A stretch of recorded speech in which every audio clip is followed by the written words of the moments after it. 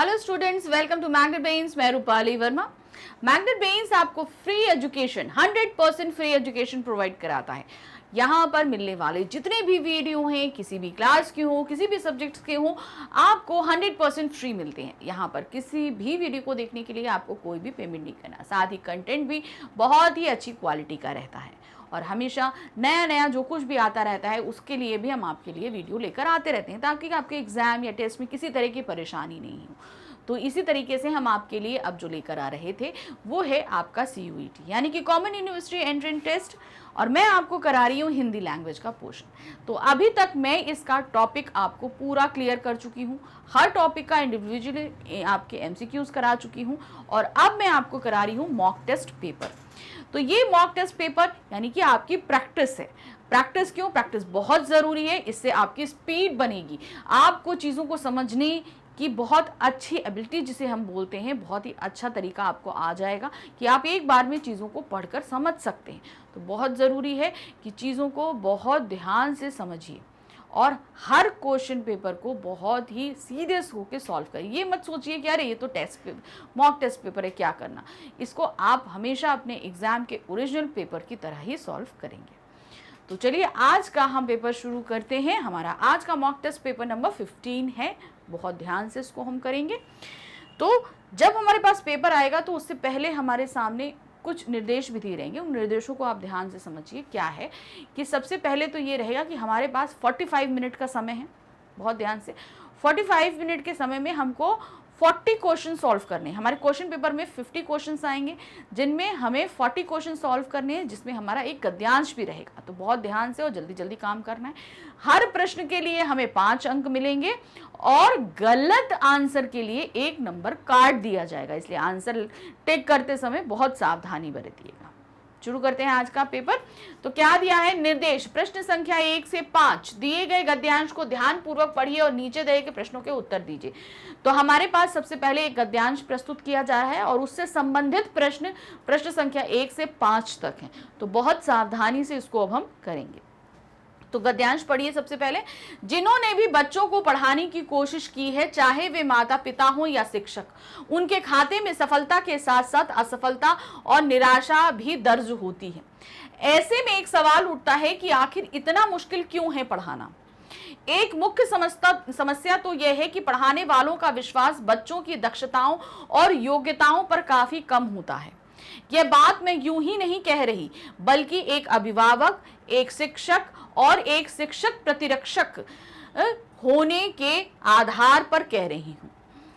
कई बार मैं उस पाठ को लेकर बच्चों, यानी कौन से बच्चे हैं वो हैं दूसरी, तीसरी और 5वीं यानी कि 2nd, 3rd और 5th क्लास के बच्चों के सामने खड़ी होती हूँ, जो मुझे उन्हें पढ़ाना है। यानी कि एक चैप्टर लेके वो मैं स्टूडेंट के सामने जाती हूँ। मेरे पास कुछ जानकारी है जो मैं बच्चों को देना चाहती हूँ, लेकिन मैं यह जानकारी उन्हें क्यों नहीं देना चाहती हूँ। तो अब कारण क्या है? यहाँ पर बताया गया है कि भाई चाहे पेरेंट्स पढ़ाएं चाहे शिक्षक पढ़ाएं, उनको आपको सफलता भी मिलती है, असफलता भी मिलती है। कारण ये कि हम बच्चों के ऊपर विश्वास नहीं कर पाते, उनकी क्षमताओं को समझ नहीं पाते कि उनके अंदर कितनी क्षमता है कि वो काम कर लेते हैं। अब यहाँ पर एक टीचर है, वो बोल रही है, उनको डाउट है कि भाई वो एक पाठ लेकर जाती है और उसकी जानकारी देना चाहती है, लेकिन वो दे नहीं पा रही। अब इसका कारण क्या है भाई, क्यों नहीं दे पा रही? क्योंकि मुझे लगता है कि वे इसके बारे में जानते हैं, कि मतलब मैं अगर देना चाहती हूँ तो ऐसा लगे कि शायद आपको पता है। इससे जानने से उन्हें मजा आएगा, पता नहीं मजा आएगा कि नहीं। मतलब क्वेश्चंस जो हैं ये दुनिया के बारे में उनके नजरिए को विस्तृत करने में मदद करेगी, यह उन्हें बेहतर इंसान बनाने में मदद करेगी, भले ही थोड़ा सा। लेकिन कभी कभार पढ़ाना शुरू करने से पहले ही मेरे दिमाग में ये ख्याल बुदबुदाना शुरू कर देता है कि शायद उन्हें वह पहले से ही मालूम हो जो मैं उन्हें बताना चाहती हूँ।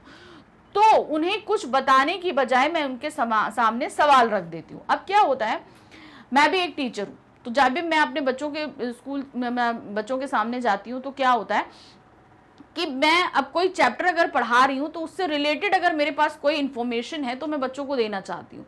लेकिन एक पल को मुझे ये लगता है कि हो सकता है शायद इस इन्फॉर्मेशन के बारे में उनको पहले से पता हो, लेकिन जो इन्फॉर्मेशन मैं देना चाहती हूँ तो वो कहीं ना कहीं उनकी जानकारी को बढ़ाएगा। बहुत सारी चीज़ें वो अगर अपने लाइफ में इम्प्लीमेंट कर पाएंगे तो उनकी लाइफ जो है सुधर जाएगी, बहुत अच्छी हो जाएगी। अगर उसमें कहीं वो कुछ गलत कर रहे हैं तो समझ जाएंगे, या किसी के साथ गलत कर रहे हैं तो समझ जाएंगे वो चीज़ें। तो यहाँ पर एक ये होता है कि अगर मैं इनको बताऊं, हो सकता है इनको पता हो, तो एक ये जो डाउट होता है ना, ये डाउट हमें कहीं ना कहीं सफलता और असफलता के घेरे में लाकर खड़ा कर देता है। अब इसी अनुच्छेद पे आधारित प्रश्न है। क्या प्रश्न है? अनुच्छेद में किस मुख्य समस्या पर बात की गई है? कौन सी समस्या है? पढ़ाना अपने आप में बहुत मुश्किल काम है, छोटी कक्षाओं को पढ़ाना, शिक्षक अच्छी तरह से पढ़ाते नहीं हैं, बच्चों की योग्यताओं में विश्वास नहीं किया जाता। तो इस गद्यांश की मुख्य समस्या जो है वो है कि बच्चों की योग्यताओं पर विश्वास नहीं किया जाता। हम बच्चों पर विश्वास नहीं कर पाते कि वो इतने जो है योग्य हैं कि वो इस कार्य को कर सकते। सबसे पहले हमें क्या करना होगा? बच्चों पर विश्वास दिखाना होगा। अनुच्छेद में यह संकेत किया गया है कि क्या किया गया है? बच्चे खेल खेल में जल्दी सीखते हैं, शिक्षक अभिभावक पढ़ाना नहीं जानते, बच्चे सारे सवालों के जवाब दे सकते हैं, बच्चे बहुत कुछ जानते हैं। तो क्या संकेत दिया गया है? कि बच्चे बहुत कुछ जानते हैं। ऐसा नहीं है कि बच्चे हैं तो वो नहीं जानते, वो भी बहुत कुछ। कभी कभी ऐसा होता है कि बच्चे बहुत सी ऐसी चीजें बता देते हैं जो शायद हम नहीं जानते। तो ये हम ये नहीं कह सकते कि हम टीचर हैं तो हम सब कुछ जानते हैं। हम मरते दम तक कुछ ना कुछ सीखते रहते हैं, चाहे हम जितने बड़े बूढ़े हो जाएं, हम हमेशा, हमारे सीखने का जो प्रोसीजर है वो हमारे मरते दम तक चलता रहता है, हमारी जानकारी बढ़ती ही रहती है। इसलिए बहुत कभी कभी जैसे टीचर्स बच्चों को सिखाते हैं और कभी कभी बच्चे भी टीचर्स को बहुत सारी चीज़ें सिखा जाते हैं, जिसकी नॉलेज हमें नहीं होती, उनको होती है, वो हमें बता जाते हैं। इस तरीके से होता है। किस शब्द में उपसर्ग और प्रत्यय दोनों का प्रयोग हुआ है? अब हमें यहाँ पे शब्द ढूंढना है जिसमें उपसर्ग और प्रत्यय दोनों का प्रयोग हुआ है। तो यहाँ पर क्या है? योग्यताओं। तो यहाँ पे योग्य मूल शब्द है? नहीं है, ये वाला भी नहीं है। क्षमताओं में क्षमता शब्द मूल है? ये भी नहीं है। असफलता, तो यहाँ पर जो है आ हमारा उपसर्ग है, सफल मूल शब्द है, ता प्रत्यय है। तो ठीक है, आ और ता हमारा क्या है? ये उपसर्ग है, ये प्रत्यय है। तो सही ऑप्शन हमारा क्या होगा? गा। नम्रता में नम्र जो है वो मूल शब्द है और ता प्रत्यय है। तो सही हमारा क्या है? गा वाला आंसर हमारा एकदम सही आएगा।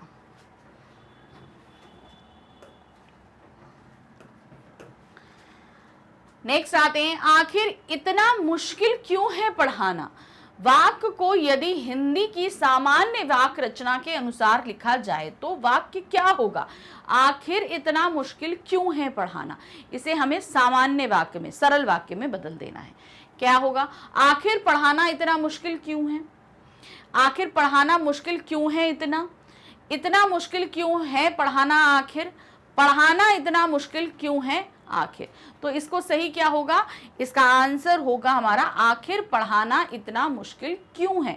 इसे हम सरल में वाक्य में कर देंगे। नेक्स्ट आते हैं, इसे जानने में उन्हें मजा आएगा। वाक्य में रेखांकित सर्वनामों का प्रयोग किनके लिए हुआ है?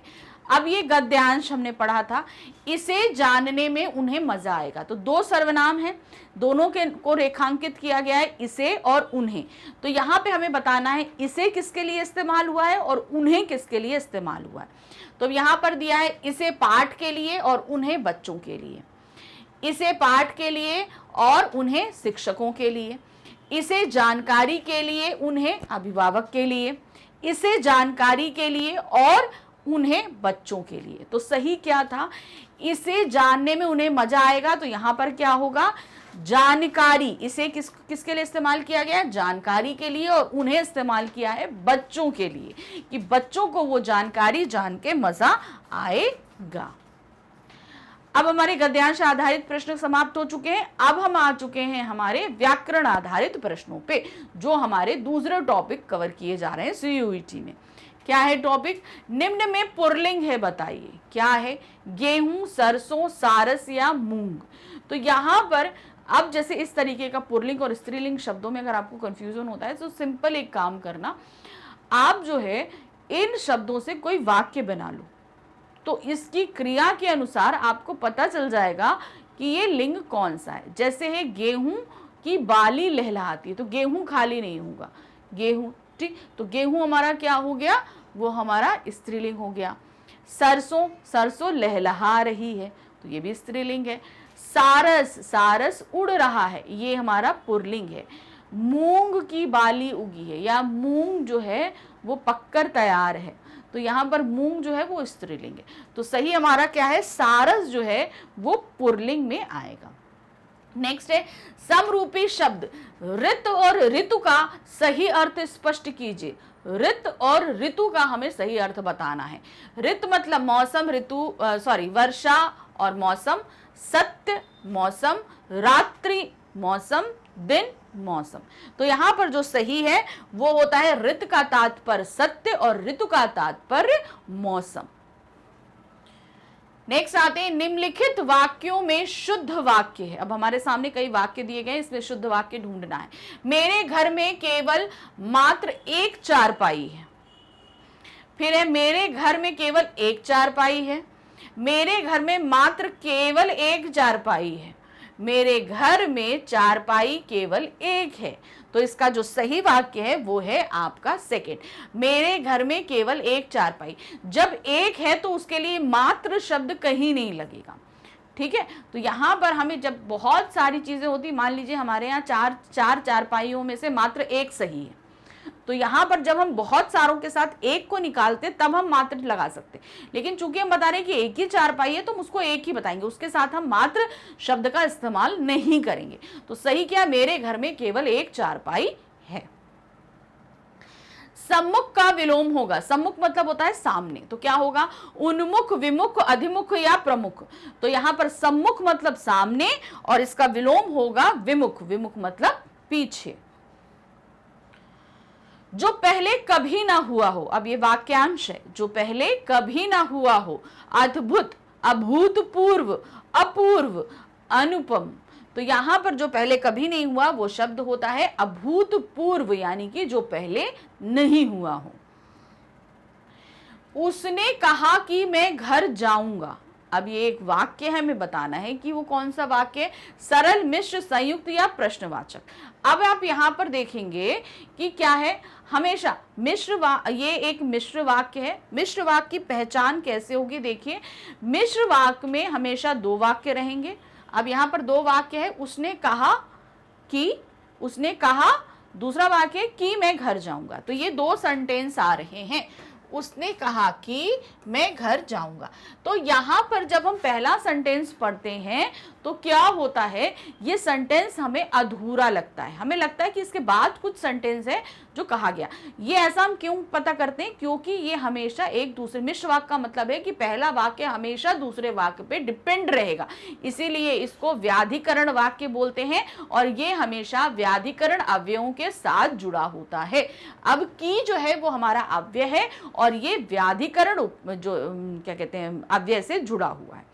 तो सिंपल, आप बिल्कुल भी डीप में मत जाओ, तो अगर ऊपर ही ऊपर समझो तो सिंपल है। तीन तरह के वाक्य होते हैं, सरल वाक्य, संयुक्त वाक्य और मिश्र वाक्य। सरल वाक्य में सिंपल एक कर्ता एक क्रिया से संपन्न हो रही है, जैसे राम ने खाना खा लिया, तो यहाँ राम है और उसके द्वारा क्रिया संपन्न हुई कि खाना खा लिया। अब उसके बाद अगर हम संयुक्त वाक्य पे आएंगे तो संयुक्त वाक्य में भी दो वाक्य होते हैं और मिश्र वाक्य में भी दो वाक्य होते हैं। संयुक्त वाक्य में दो वाक्य जो होते हैं उसमें पहला वाक्य जो है वो पूरी तरीके से स्वतंत्र होता है, मगर मिश्र वाक्य में वो बंधा होता है दूसरे वाक्य के साथ। पहला वाक्य संयुक्त में स्वतंत्र रहेगा मगर मिश्र में वो वाक्य बंधा रहेगा।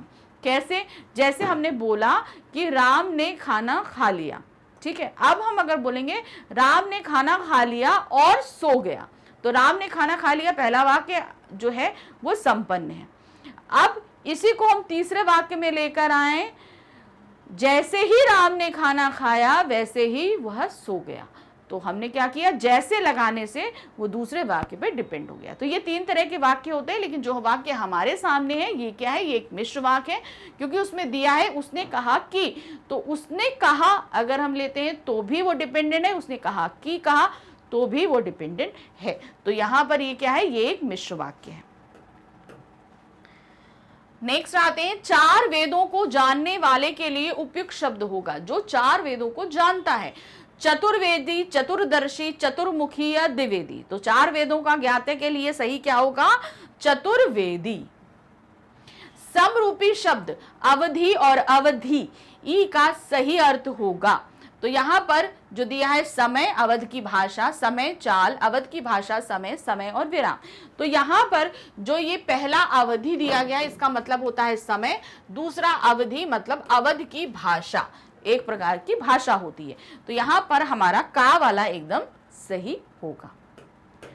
नेक्स्ट आते हैं, तुम्हारे आने से मेरा मन गदगद हो गया। वाक्य का शुद्ध रूप है तुम्हारे आने से मेरा मन गदगद हो गया। तो यहां पर क्या होगा? तुम्हारे आने से मेरा मन गदगद हुआ, तुम्हारे आने से मैं गदगद हो गया, तुम्हारे आने से मैं मन से गदगद हो गया, तुम्हारे आने पर मैं मन से गदगद हो गया। तो यहां पर जो शुद्ध वाक्य है वो है हमारा खा, तुम्हारे आने से मैं गदगद हो गया। यहां मन का कोई मतलब नहीं, गदगद होना कितना है वो स्वभाव मन में ही आएगा। नेक्स्ट है, नमक का दरोगा प्रसिद्ध कहानी के कहानीकार हैं। तो देखिए अब चूंकि आपको हम बता दें कि जो आपका 11th-12th का जो सिलेबस रहा है वो भी इसमें कवर अप होगा। तो इसी तरीके से जैसे नमक का दरोगा हमारी क्लास 11th की बुक में है, तो ये ध्यान रखना है कि कैसे आप चीज़ों को सारा वो करोगे। तो यहाँ पर नमक के दरोगा का जो कहानी है ये किसने लिखी है? जयशंकर प्रसाद, मुंशी प्रेमचंद, रामचंद्र शुक्ल या जयसपाल। तो ये कहानी लिखी हुई है मुंशी प्रेमचंद जी ने। ओके, नेक्स्ट आते हैं, स्वर कितने होते हैं? कितने प्रकार के स्वर होते हैं मैंने आपको कराया भी है। कितने? 11, 22, 5 या 16। तो स्वर होते हैं हमारे 11 स्वर होते हैं। कितने होते हैं? 11। अब कैसे हम बता देते हैं, जैसे हम लोग पढ़ते हैं छोटा आ, बड़ा आ, बड़ा आ, छोटी ई, बड़ी ई, छोटा ऊ, बड़ा ऊ, री से ऋषि, फिर आपका आता है ए, ओ, औ। तो कितना हो गया? 1 2 3 4 5 6 7 8 9 10 11। तो पूरे हमारे कितने स्वर होते हैं? 11 स्वर होते हैं। नेक्स्ट आते हैं, अचला शब्द का पर्यायवाची है। अचला शब्द का पर्यायवाची क्या होगा? पृथ्वी, आंचल, अनुसंधान या गवार। तो यहां पर अचला का पर्यायवाची है पृथ्वी। विराट की पद्मिनी उपन्यास के लेखक कौन है? विराट की पद्मिनी, अब ये ध्यान रखना है कि जो हमारे लेखक आते हैं उनकी जानकारी भी हमें एकत्र करनी है, जो हमारी किताबों में लिटरेचर में जितने भी लेखक आए उनके। तो यहाँ पर है बालकृष्ण भट्ट, वृंदावन लाल, राधा कृष्ण दास, देवकी नंदन खत्री। तो यहाँ पर विराट की पद्मिनी उपन्यास के जो लेखक हैं वे हैं वृंदालाल शर्मा। नेक्स्ट है, हिंदी भाषा में पहला ज्ञानपीठ पुरस्कार कब दिया गया? 1964, 1962, 1968, 1970। तो पहला ज्ञानपीठ पुरस्कार जो हिंदी भाषा में दिया गया वो था 1968 में। नेक्स्ट है, जटिल का विलोम होगा सहज, अजटिल, कुटिल, सरल। जटिल मतलब क्या होता है? कोई चीज कठिन। तो यहां पर जटिल का विलोम होगा आपका सरल। कन्या का अनेकार्थक शब्द नहीं है। अब आपको बताना है कन्या का अनेकार्थक नहीं है। कुमारी, लड़की, लड़का, सरल। तो जाहिर सी बात है, तो मैं देख के पता चल रहा है लड़का जो है वो कन्या का अनेकार्थी नहीं होगा। अंबर का अनेकार्थक शब्द नहीं है। आकाश, पाताल, वस्त्र, बादल। तो यहां पर जो नहीं है वो है आपका पाताल। अंबर हम आकाश के लिए भी इस्तेमाल करते हैं, बादल के लिए भी इस्तेमाल करते हैं और वस्त्र के लिए भी इस्तेमाल करते हैं, मगर पाताल के लिए नहीं इस्तेमाल करते। नेक्स्ट है, निजवाचक सर्वनाम है। निजवाचक सर्वनाम मतलब जो वो सर्वनाम जिसे हम अपने लिए इस्तेमाल करते हैं, जहां पर हम किसी चीज को हम खुद अपने लिए बता रहे होते हैं। तो यहाँ हम, सभी, वो या स्वयं। तो यहाँ पर निजवाचक सर्वनाम कौन सा है? स्वयं। स्वयं यानी कि अपने लिए, मैं ये काम स्वयं कर लूंगी। तो यहाँ पर स्वयं जो है वो निजवाचक सर्वनाम होगा। नेक्स्ट है, निम्नलिखित में से कौन सा शब्द विशेष्य है? सबसे पहले विशेषण विशेष, दो चीजें समझिए। जिसकी विशेषता बताई जाती है वो विशेष कहलाता है, ठीक है। तो अब यहां पर क्या है, उत्तेजित, ईमानदार, कांटा, कपित। तो यहां पर उत्तेजित जो होगा वो मन हो सकता है। मन क्या, उत्तेजित, तो यहां पर तो ये विशेषण हो गया। ईमानदार व्यक्ति, तो ये भी विशेषण है। कांटा, अब कांटा क्या होता है, नुकीला, तो कांटे की विशेषता बताई जा रही है कि वो नुकीला है, तो कांटे की विशेषता बताई जा रही है, तो वो कांटा क्या हुआ, हमारा विशेष्य हुआ। उसी तरह कपित, कपित मतलब कांपना, तो यहां पर क्या है, आपका शरीर में कंपन हो रहा है या कपित हो रहा है, तो यहां पर यह भी विशेषण है। तो सही क्या है हमारा, कांटा। कांटा जो है वो विशेष्य है और इसका विशेषण हमने जैसे आपको बताया, नुकीला, लंबा, तो छोटा, तो इस तरीके से आएगा। तो कांटा की विशेषता बताई जा रही है, इसलिए कांटा क्या हुआ, हमारा विशेष्य हुआ। नेक्स्ट आते हैं, ऊष्मा का विलोम होगा, शीतलता, गर्म, होठ या वाष्प। तो ऊष्मा, ऊष्मा मतलब गर्माहट होती है, तो यहां पे इसकी क्या होगी, शीतलता। सुंदर का विलोम होगा कुरूप, मोहक, सुरूप या लघिम। तो यहां पे सुंदर का विलोम है कुरूप। अक्ष का अनेकार्थक शब्द नहीं है, अक्ष का रथ, धुरी, शिवी या आंख। तो यहां पर जो अक्ष का अनेकार्थ नहीं है वो है आपका शिविर। हम अक्ष रथ के लिए, धुरी के लिए और आंख तीनों के लिए इस्तेमाल करते हैं, मगर शिविर के लिए नहीं। नेक्स्ट आते हैं, पिटारा का तत्सम शब्द होगा। तत्सम तद्भव आपको मैं पहले भी क्लियर कर चुकी हूं। वो शब्द जो संस्कृत से एज इट इज लिए जाते हैं वो तत्सम कहलाते हैं, और जो संस्कृत से लिए जाते हैं मगर उनमें बदलाव कर दिया जाता है वो तद्भव कहलाते हैं। तो यहां हमें पिटारा का तत्सम यानी कि संस्कृत रूप ढूंढना है। क्या है, पिटक, पीटक, पिटारी, पिटार। तो यहां पर पिटारा का जो तत्सम शब्द है वो होगा आपका पिटक। निम्न में से कौन आंख का पर्यायवाची शब्द नहीं है, आंख का नहीं है। नेत्र, दृष्टि, नयन, अस्त। तो यहां पर जो नहीं है वो है आपका अस्त। निम्न में से गणेश का पर्यायवाची शब्द नहीं है, गणेश जी का पर्यायवाची नहीं है। गजानन, विनायक, कलानिधि, गणपति। तो यहां पे जो नहीं है वह है कलानिधि। कलानिधि चंद्रमा का पर्यायवाची होता है।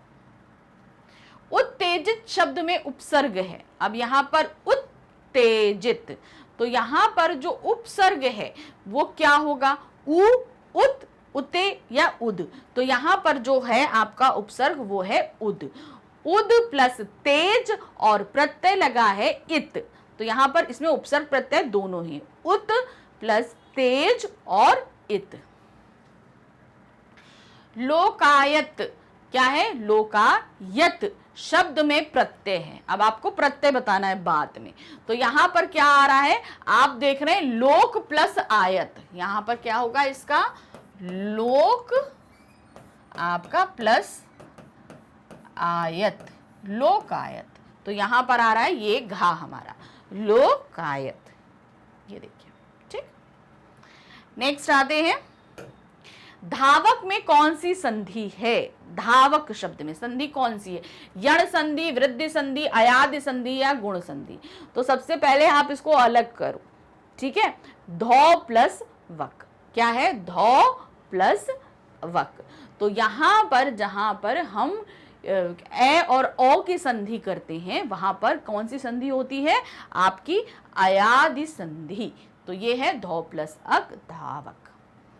आते निम्न में से वाक्य का शुद्ध रूप है। अब हमें शुद्ध रूप ढूंढना है, ठीक है। क्या दिया है, अधिकतर लोगों का यही विचार है, अधिकांश लोगों का यही विचार है, अधिकतर लोगों का विचार यही है, अधिकांश लोगों का विचार यही है। तो यहां पर जो शुद्ध रूप है वो है आपका पहला, अधिकतर लोगों का यही विचार है, अधिकतर लोगों का यही विचार है, ये एकदम सही है। नेक्स्ट है, कवि का स्त्रीलिंग होगा, कवि का स्त्रीलिंग। अब देखिए इसमें कई तरह से दिया है, कवियत्री, कवियित्री, कवयित्री या कवित्री। तो यहां पर जो सही लिखा हुआ है वो है आपका गा, कवयित्री आपका सही। कवि का क्या होगा, कवियत्री। बहु का बहुवचन, बहु शब्द जो है उसका बहुवचन क्या होगा, बहुएं, बहुएं, बधु या वधुएं। तो यहां पर जो सही है वो है आपका पहला वाला, बहुएं। बड़ा ऊ जो है वो छोटे ऊ में तब्दील हो जाता है। नेक्स्ट है, अब हमारे पास कुछ निर्देश दिए गए, ध्यान से उनको पढ़ेंगे, उनके हिसाब से हमें प्रश्न करना है। क्या दिया है? प्रश्न संख्या 37 से 41 तक, यानी कि 37 से 41 तक ये निर्देश हैं। ध्यान दीजिए, नीचे दिया गया प्रत्येक वाक्य 4 भागों में बांटा गया है, जिन्हें ए बी सी डी विकल्प दिए गए हैं। मतलब हमारे सामने प्रश्न संख्या 37 से 41 तक में हर प्रश्न में एक वाक्य आएगा जिसे 4 भागों में बांट दिया गया है, और हर भाग को एक जो है अल्फाबेट दिए गए हैं, ए बी सी डी, चारों भागों के।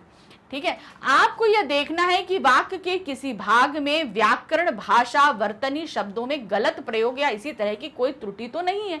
यानी कि हर भाग में से किसी में हमें यह देखना है कि कहीं कोई गलती है। मान लीजिए हमारे सी सेक्शन में कहीं गलती होगी, तो हम क्या करेंगे, सी वाला जो पार्ट है उसको बोलेंगे इसमें ये त्रुटि है, ये हम निकाल के बाहर कर देंगे। त्रुटि अगर होगी तो वाक्य के किसी एक भाग में ही होगी, उस भाग का क्रमांक ही उत्तर होगा। मान लीजिए अगर बी में गलती है तो हम बोलेंगे बी हमारा उत्तर है, अगर सी में गलती है तो हम बोलेंगे सी गलती है। अब सपोज मान लीजिए वाक्य में गलती ही नहीं है, तो क्या करेंगे, यदि वाक्य त्रुटि रहित है तो उत्तर ई अर्थात त्रुटि रहित दीजिएगा। एक 5वां ऑप्शन हमारे पास रहेगा ई, जिसमें ऑप्शन रहेगा हमारा त्रुटि रहित, यानी वाक्य में अगर कोई गलती नहीं है तो हम सीधे सीधे बोल देंगे इसमें कोई त्रुटि है ही नहीं। तो चलिए शुरू करते हैं। ये है क्वेश्चन नंबर 37 से 41 तक। तो क्या दिया, पहला, तुष्टीकरण करने की नीति अपना कर ना व्यक्ति आगे बढ़ सकता है और ना राष्ट्र, और लास्ट ऑप्शन है ई। तो यहां पर है तुष्टीकरण करने की नीति अपना कर नहीं होगा, तो यहां पर जो सही ऑप्शन होगा वो है तुष्टीकरण करने की नीति के स्थान पर हमारा करेगा तुष्टीकरण की नीति अपनाकर, करने शब्द यहां पर नहीं आएगा। तो क्या होगा, यहां तुष्टीकरण करने की नीति अपना के स्थान पर तुष्टीकरण की नीति अपनाकर प्रयोग होगा। तो अब यहां पर क्या होगा, ये जो करने है ना, तो यहां ये हट जाएगा। तुष्टीकरण की नीति अपनाकर ना व्यक्ति आगे बढ़ सकता है और ना राष्ट्र, ये एकदम सही ऑप्शन होगा। नेक्स्ट आते हैं, हमारे पास क्या दिया गया है, जिस मनुष्य को केवल अपनी ही चिंता हो वह मानव समाज के किस काम आएगा। तो यहां पर हम देख रहे हैं कि इस वाक्य में किसी भी प्रकार की कोई गलती नहीं है, तो हमारा ऑप्शन क्या आएगा, ई। क्या आएगा, ई, यानी कि ये त्रुटि रहित है। नेक्स्ट आते हैं, कॉलेज कार्य से फलस्वरूप प्रायः मुझे कभी इस ऑफिस में तो कभी उस ऑफिस में जाना पड़ता है। अब यहां पर क्या होगा, यहां पर जो हमें गलती दिख रही है वो है कॉलेज कार्य से प्रायः, यहां पे फलस्वरूप का कोई तात्पर्य हमें दिखाई नहीं दे रहा है।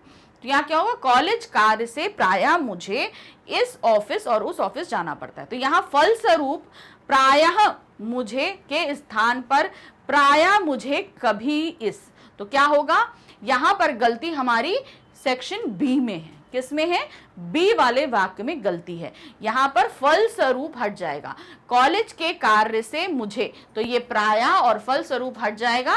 तो क्या हो जाएगा, कॉलेज कार्य से मुझे कभी इस ऑफिस में कभी उस ऑफिस में जाना पड़ता है। तो गलती कहां हुई, हमारे बी में गलती हुई है। नेक्स्ट क्वेश्चन है, आप इसलिए उठ रहे हैं जिससे कि मैं चला जाऊं।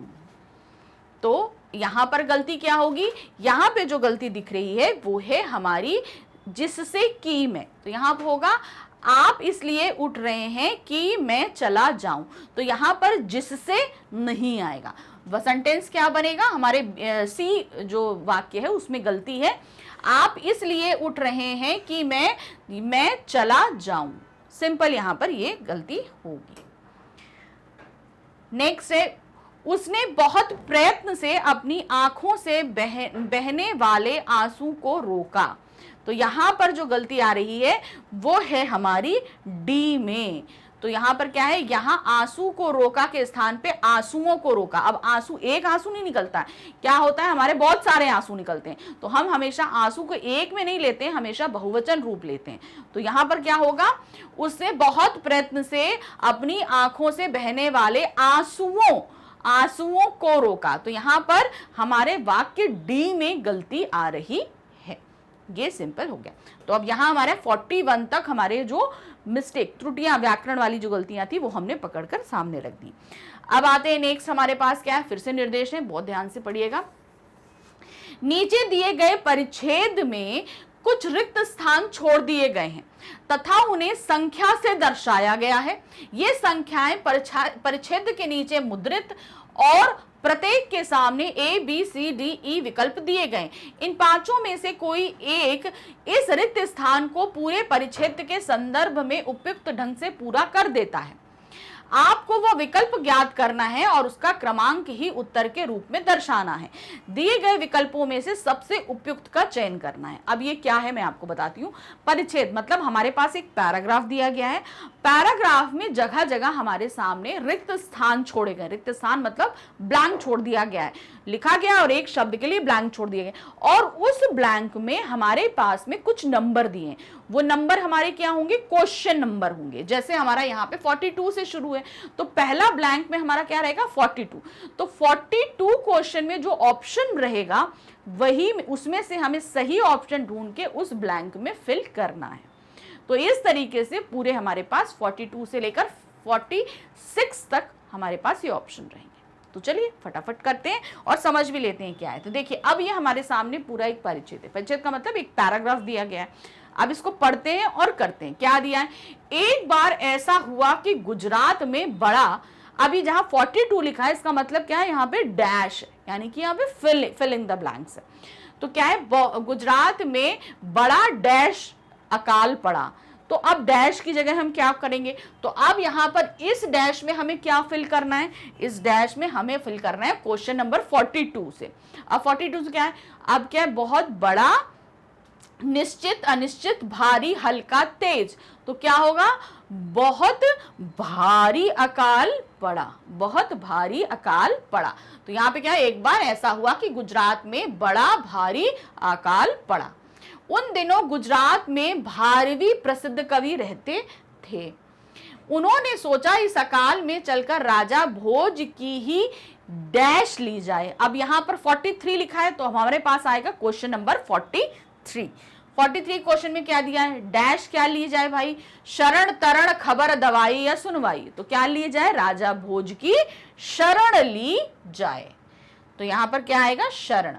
तो यहां पर 43 में हमने क्या फिल कर दिया, शरण। तो यहां पर हमारा क्या आया, भारी, बड़ा, भारी, और यहां पे क्या आया हमारा, शरण। ठीक हो गया। शरण ले, वह विद्वानों का आदर करता है और धन भी देता है। कवि की स्त्री को यह बात पसंद आई और दोनों स्त्री पुरुष राजा भोज के डैश जाने के लिए निकल पड़े। कहां जाने के लिए, अब क्वेश्चन नंबर 44 पे आते हैं। क्या हुआ, कहां जाने के लिए, घाट, गांव, घर बार, शहर या दरबार। तो सही क्या आएगा, वो पहुंच गए दरबार। ठीक है, तो यहां पर हम क्या लिखेंगे, दरबार। ठीक, दरबार जाने के लिए निकल पड़े। उन दिनों ना रेलें थी ना पक्की सड़कें, रास्ते कच्चे थे और चोर डाकुओं और जंगली जानवरों का डर बना रहता था। फिर भी ये दोनों विद्वान स्त्री पुरुष डैश करके घर से निकल चले। अब इस जगह डैश के जगह क्या आएगा, यहां पर क्या है, डैश करके, सोच, मिट, घबरा, साहस या खुल। तो क्या हुआ, साहस करके। सही क्या है, साहस करके। तो यहां पर जो हमारा 46 है, यहां से 45 में आएगा हमारा साहस। साहस करके घर से निकल चले और अंत में धारा नगरी में आ पहुंचे। कवि ने नगर के बाहर एक मंदिर में डैश और अपनी स्त्री से कहा। मंदिर में, अब यहां पर क्या आ रहा है 46 पे, मंदिर में क्या होगा, यहां पर आपका घेरा डाला, डेरा डाला, प्रसाद डाला, फूल डाला, हार डाला। तो क्या डाला, डेरा डाला। सही क्या होगा? डेरा डाला। तो यहां पर आ जाएगा हमारा डेरा डाला। डेरा डाला और अपनी स्त्री से कहा, अब मैं राजा के पास जाता हूं, वह कुछ ध्यान देगा तो खाने पीने का सामान लेता आऊंगा, तब तक तुम यहां सुस्ता लो। यह कहकर कवि राज दरबार की ओर चल दिए। तो इस तरीके से हमारा पूरा पैरा हमने फिल कर दिया। हमें इसी तरीके से इसको करना है। चलिए नेक्स्ट आते हैं, हमारे पास में क्या दिया है। अब प्रश्न संख्या 47 से 50 तक के लिए हमारे पास निर्देश है। क्या दिया है भाई? नीचे दिए गए वाक्यों में रिक्त स्थानों को उचित शब्दों द्वारा पूर्ति के लिए 5 विकल्प दिए गए हैं। उपयुक्त विकल्प का चयन कीजिए। अब हमारे पास एक वाक्य दिया है और उस वाक्य में हमारे पास फिलअप दिया गया, रिक्त स्थान दिया गया, मुझे वो भरना है। तो ये है प्रश्न संख्या 47 से 50 तक के लिए। क्या दिया है? शिव का तांडव भी उतना ही मनोहारी है जितना कि डैश। क्या है? रास, महारास, लास्य, उल्लास या इनमें से कोई नहीं। तो यहां पर देखिए, शिव जो है वो रास भी नहीं करते, महारास भी नहीं करते, उल्लास भी नहीं करते। तो यहां पर क्या होगा? लास्य सही होगा। तो यहां पर क्या है? लास। लास का मतलब होता है नाच, डांस, यानी कि शिव का तांडव भी उतना ही मनोहारी है जितना कि लास्य यानी कि नाच। नेक्स्ट आते हैं, सभी भारतीय भगवत गीता के डैश से परिचित हैं। किससे परिचित हैं? गुणगान, महात्म्य, नैरात्म्य, अभिज्ञान या कुछ नहीं। तो यहां पर क्या होगा? भगवत गीता के महात्म्य से परिचित हैं। डैश का नाम जीवन है और स्थिरता का मृत्यु। किसका नाम जीवन है? स्थिति, गति, नियति, सुमति, इनमें से कोई नहीं। तो क्या नाम है? गति का नाम जीवन है और स्थिरता का मृत्यु। तो इसकी जगह पे क्या आएगा? गति। गति का नाम जीवन है। आप पधारिए और डैश ग्रहण कीजिए। क्या ग्रहण कीजिए? आसन्न, व्यसन्न, असन्न या आसन। तो आसन मतलब स्थान। तो यहां पर जो सही होगा वो है आप पधारिए और आसन ग्रहण कीजिए, यानी बैठने के स्थान को क्या बोला जाता है? आसन। आसन ग्रहण कीजिए, ये एकदम सही होगा। और इस प्रश्न के साथ हमारा ये मॉक टेस्ट पेपर यहाँ समाप्त होता है। आप सभी को मैंने बहुत अच्छे से हर एक चीज समझा रही हूँ कि किस किस तरीके से प्रश्न पूछे जा सकते हैं। अब ये सब चीज़ें जो हमने आपको कराई हैं, ये जैसे मॉक टेस्ट पेपर जो मैं करा रही हूँ, ये सब आपको मिलेगा कहाँ? इसके लिए आना होगा आपको हमारे चैनल मैग्नेट ब्रेन्स पे। जब आप यहाँ पर आएंगे तो इस तरह का पेज आपके सामने आएगा। सिंपल आपको करना क्या है, आपको यहाँ पर देखना है कि जहाँ पर सीबीएसई K-12 लिखा है, इसी में आप नीचे आओगे तो यहाँ पर आपको इस तरीके से CUET लिखा दिखेगा। आपको सिर्फ इसे क्लिक करना है। जैसे ही आप इसे क्लिक करोगे कि आपके सामने CUET में पढ़ाए जा रहे सभी सब्जेक्ट्स के लेक्चर्स आपको दिख जाएंगे, सभी सब्जेक्ट्स दिख जाएंगे जितने भी हैं। अब आपको इसमें जो है, आपको जो भी सब्जेक्ट देखना है उसे आप क्लिक कर सकते। जैसे मैं हिंदी पढ़ा रही हूँ तो आप यहाँ पर आएंगे CUET हिंदी, यहाँ वॉच नाउ पे क्लिक करेंगे। जैसे ही यहाँ पर आप इसे क्लिक करते हैं, क्लिक करते ही पूरी प्लेलिस्ट आपके सामने होगी। अब उस प्लेलिस्ट में आप जो भी टॉपिक देखना चाहते हैं उसे क्लिक कर दीजिए। क्लिक करते ही आपका वीडियो इस तरीके से स्टार्ट होगा। वीडियो देखिए और पूरी तरीके से अपनी तैयारी संपूर्ण कीजिए। ध्यान रखिए, बहुत प्रैक्टिस की ज़रूरत है, प्रैक्टिस करते रहिए और साथ ही हमारे चैनल को लाइक, सब्सक्राइब, शेयर ज़रूर कीजिएगा। Thank you for watching. Bye bye.